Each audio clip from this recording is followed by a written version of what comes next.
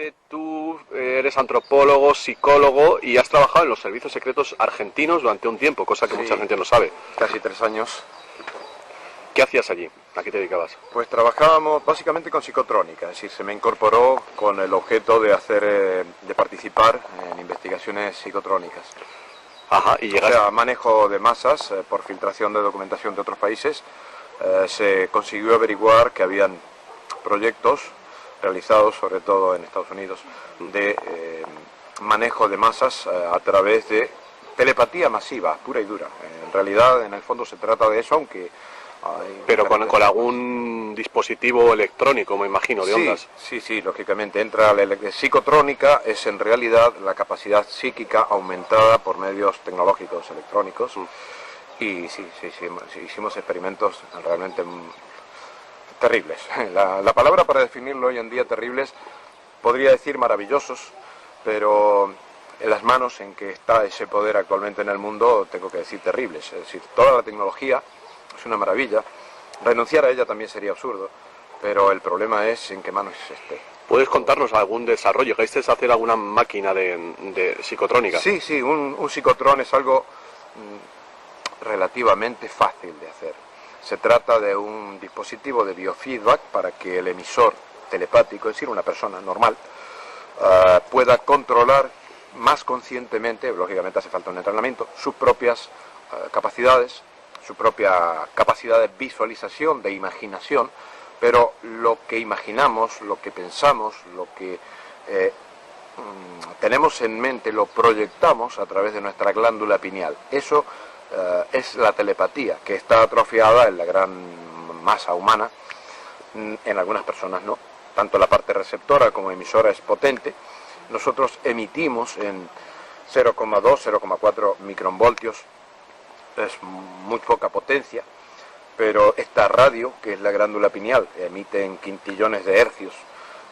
Si eso lo pasamos por un sistema que junto con el biofeedback que permite al emisor estar consciente y regular su propia actividad mental, le agregamos una captación de esa onda a través de unos electrodos y lo llevamos a una onda portadora radial con 10.000 o 20.000 vatios, bueno, podemos psicotronizar, es decir, transmitir telepáticamente a todo un pueblo. Claro, hay que encontrar unos factores de afinidad comunes, es un trabajo bastante complicado. Más fácil es cuando conocemos por lo menos 3 elementos de un individuo, decir... ¿Cuáles son esos 3 elementos? Cualquier cosa que identifique a un individuo. Se puede hacer psicotrónica con un individuo del que solamente conozco, por ejemplo, su documento de identidad, aunque no conozca su cara, pero sé, por ejemplo, su documento de identidad, su profesión y algún rasgo particular, cosa que con esos 3 elementos en mi conciencia no puede existir otra persona ni en la conciencia del... Ya, pero ¿cómo enfocas esa onda, ese pensamiento? Solo pensando en él. Básicamente se trata de ponerse... Pero te apoyas en un elemento electrónico para hacerlo. Sí. El elemento electrónico lo que hace es amplificar la emisión. Ajá, vale. Lo que hace es hacer que esos 2 microvoltios, 0,2 microvoltios, salgan con una intensidad de 10.000 vatios.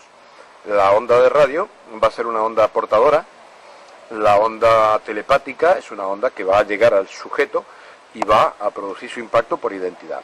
Una de las cuestiones fundamentales es que el telépata se identifica, por lo menos en la forma en que nosotros lo hacíamos. No sé, es posible que hayan otras formas, pero nuestros experimentos duraron relativamente poco tiempo porque había que sopesar cuestiones éticas muy importantes. Teníamos miedo de que esto cayera en manos... Finalmente, hoy en día sabemos que está... Pero bueno, estabais trabajando para los servicios secretos de Argentina. Trabajábamos para un equipo militar. Los militares argentinos no quisieron utilizar estas armas. De hecho, nosotros fuimos los primeros en investigarlas y en desarrollarlas, y lo que decidieron los militares argentinos es que estas armas, primero que nada, no se pueden utilizar contra una población porque es una antiética total.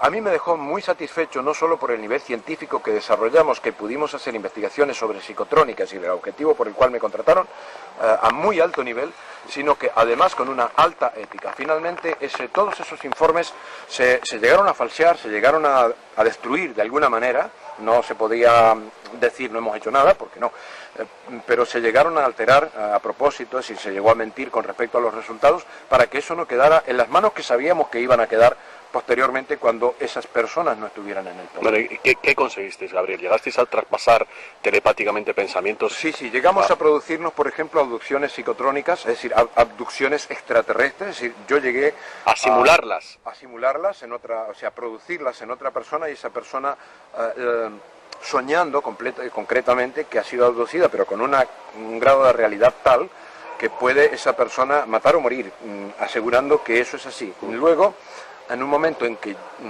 yo debía hacerlo con otro sujeto que se suponía que era el más frío y más escéptico, esa es la palabra, del grupo, pues resulta que me pillaron a mí de sorpresa y me lo hicieron a mí.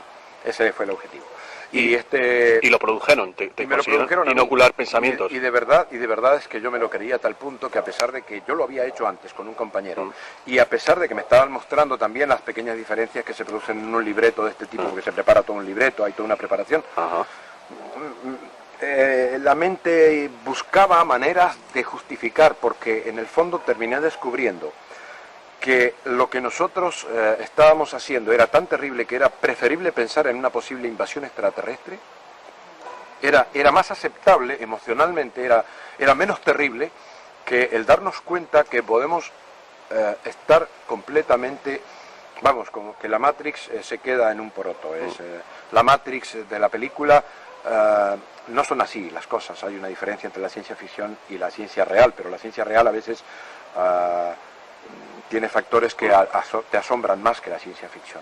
Lógicamente tienen una coherencia, hay una cosa que finalmente se puede además demostrar, comprobar. Y en psicotrónica, que era el objetivo de nuestro trabajo, llegamos a la conclusión de que todas las abducciones, o por lo menos la gran mayoría de las abducciones extraterrestres, son producidas por equipos de unos de los servicios de inteligencia que tiene la sinarquía, ¿no? De la CIA o la FBI. Y todas estas personas que dicen que tienen implantes y tal, que se las han incluso llegado a sacar. Además yo tuve consultorio psicológico durante casi 6 años y una de las pacientes resultó ser un pariente. Por casualidad, resultó ser una pariente, lo que me permitió afondar un poco más en el asunto. Bueno, ella fue a mi consultorio después de haber ido a no sé cuántos psiquiatras y psicólogos y estaba medio drogada y tal, pero ella seguía sosteniendo que a ella veían por sus ojos y oían por sus oídos. Entonces la vigilaban y, bueno, la habían abducido extraterrestres a través de un amigo, colega, que hacía hipnosis regresivas.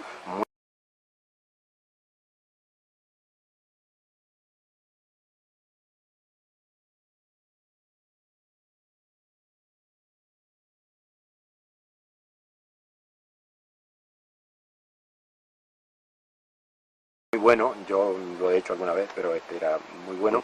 Entonces le pedí ayuda, más el caso que era, y se llegó a la conclusión de que en ese reverie, en Dianética, por ejemplo, y se llama revería esto, llegó a explicar exactamente lo que había ocurrido, que no eran extraterrestres finalmente, sino que luego se le dijeron que eran extraterrestres y luego hicieron con algún dibujo, alguna cosa, pero ella pudo recordar que en realidad la sacaron de su casa unos señores que la llevaron adentro de un camión, no adentro de un plato volador.